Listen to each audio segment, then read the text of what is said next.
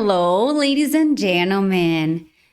Se você sente que precisa falar inglês sem erros para ser considerado fluente, esse vídeo é para você. Porque essa ideia parece certa, mas está completamente equivocada. E mais do que isso, é exatamente ela que está atrasando o seu progresso. Hoje eu quero te mostrar o papel do perfeccionismo no inglês, onde ele realmente importa, onde ele não importa e como evoluir de forma consistente sem travar. Deixa eu começar com uma situação que talvez seja familiar. Uma aluna minha me disse uma vez, Jess, eu só vou me soltar quando eu tiver certeza de que eu estou falando certo. What? Sério? Olha só. O que aconteceu? Ela não se soltava nunca. Imagina, a pessoa simplesmente está se travando só de pensar isso, tá? Então, ela pensava demais antes de falar. Ela se corrigia o tempo todo e ela evitava se expor. No final, ela praticava muito menos do que poderia, né? E aqui está o ponto central. Ela acreditava que precisava ser perfeita para ser fluente.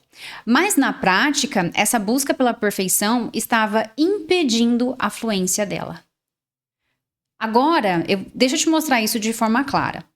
O perfeccionismo no inglês tem um lado positivo sim, tá? Que é o desejo de melhorar, né? Então, o desejo de melhorar, ele é importante.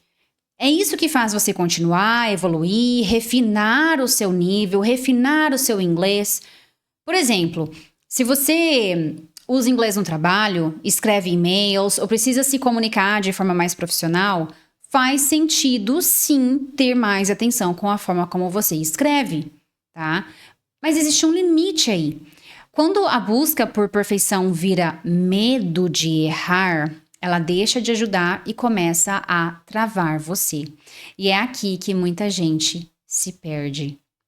Agora, vamos organizar isso de forma prática, tá? Existem áreas do inglês onde a perfeição é menos importante. A fala é uma delas. Isso pode surpreender você, mas a verdade é simples, tá? Se você é compreendido, você já está no caminho certo. Por exemplo, olha só essa frase. I need to talk to you about something. I need to talk to you about something. Tá? Essa é a pronúncia correta ali das palavras. I need to talk to you about something. Ok? Algumas pessoas podem dizer I need to talk to you about something. Tá? Ok, mesmo que a fala não seja perfeita, se a pessoa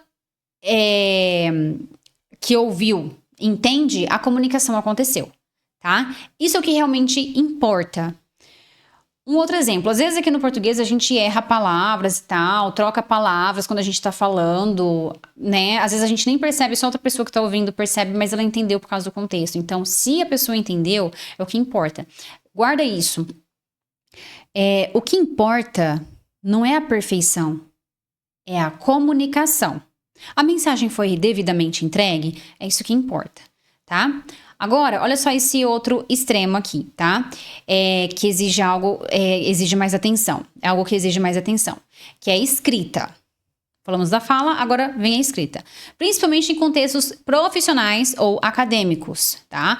Nesses casos, erros de ortografia não são legais, eles passam uma impressão ruim. Eles afetam a clareza e a forma como você é percebido, tá? Aqui entra essa questão da perfeição, digamos assim, você escrever realmente de forma correta, sem erros, né?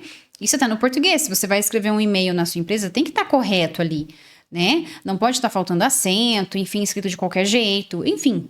Um currículo, mesma coisa, né? Inclusive, hoje você tem ferramentas que te ajudam a corrigir ali a parte gramatical, enfim. Mas ainda assim, esse é um ponto onde vale buscar a precisão, né? E aí, na verdade, não seria nem o perfeccionismo de fato, mas seria a precisão. Essa é a palavra ideal, tá?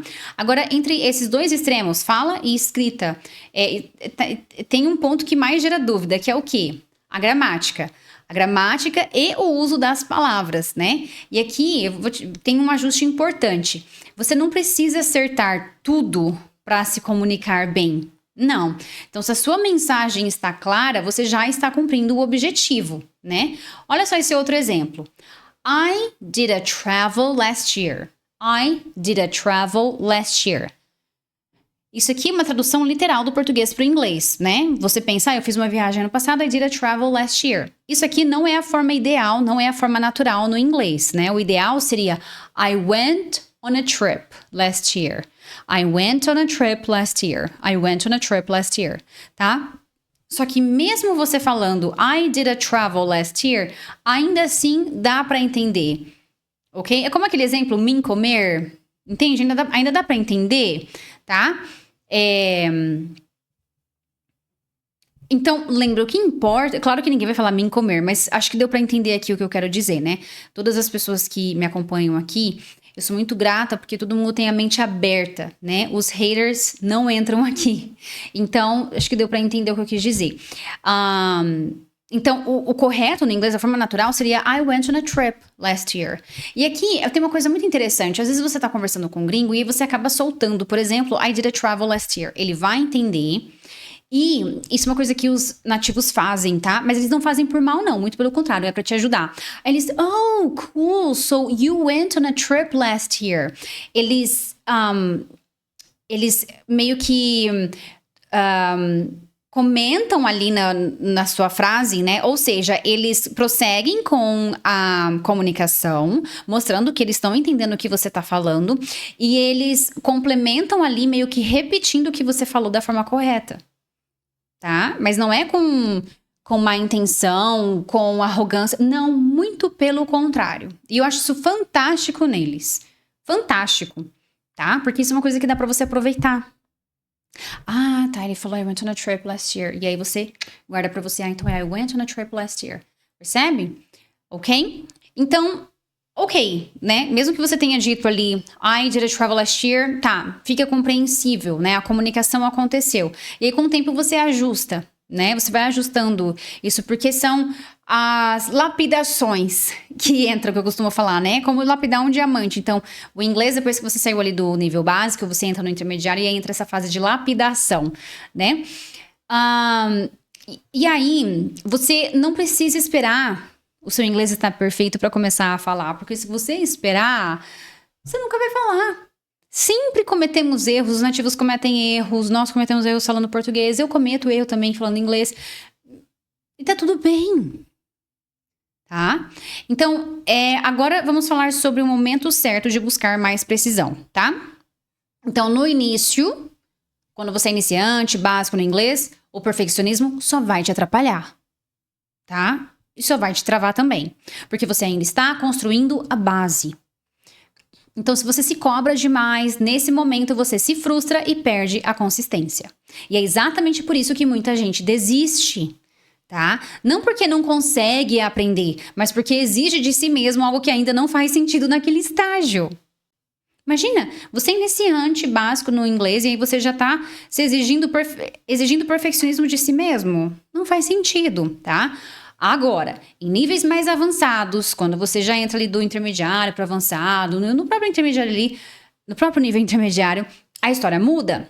Aí sim entra o refinamento, né? Entra a precisão, melhorar estruturas, refinar, ajustar detalhes, lapidar o idioma. Lembra que eu comentei como lapidar um diamante? Né? Só que isso vem depois da fluência básica, de quando você está dominando ali o básico do inglês. Jess, o que é o básico do inglês? É você conseguir falar sobre o seu dia a dia, sobre os seus gostos, sobre os seus hobbies, sobre a sua rotina ali, né? O seu trabalho ali no dia a dia. Ok? É o básico. Sobre o que você fez ontem, o que você vai fazer amanhã. É você saber usar o presente, tá? Ok. Então, outra coisa. Saiba, entenda e aceite que o erro faz parte do processo, tá? Você erra, você ajusta, você esquece, aprende de novo e assim sucessivamente. Só errando que você aprende o idioma de fato. Não tem outro caminho, tá? É errando que se aprende. E é essa repetição, errar, voltar, repetir, que fixa o idioma no longo prazo. Então, não existe aprendizado sem esse ciclo. Pelo menos eu desconheço. Já são mais de 10 anos, muito mais de 10 anos, entre aprender inglês, lecionar inglês, enfim, tá? Agora, olha só, deixa eu voltar para aquela aluna que eu estava comentando com você. Quando ela entendeu que não precisava ser perfeita para ser fluente, ela começou a falar mais.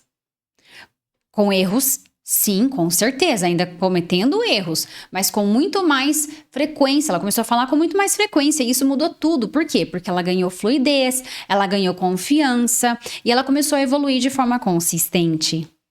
Agora, deixa eu ser muito direta com você, tá? Se você sente que tá travado, que pensa demais antes de falar ou que evita se expor, o problema pode não ser o seu inglês, pode ser o seu perfeccionismo.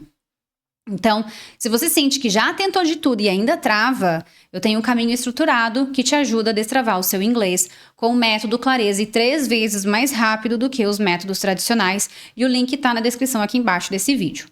Agora, guarda isso que eu vou te falar. Fluência não é perfeição. Fluência é consistência. É continuar mesmo errando. É se permitir evoluir. E quando você entende isso, o inglês deixa de ser um teste e ele passa a ser um processo. Alright? I'll see you in the next video. Take care.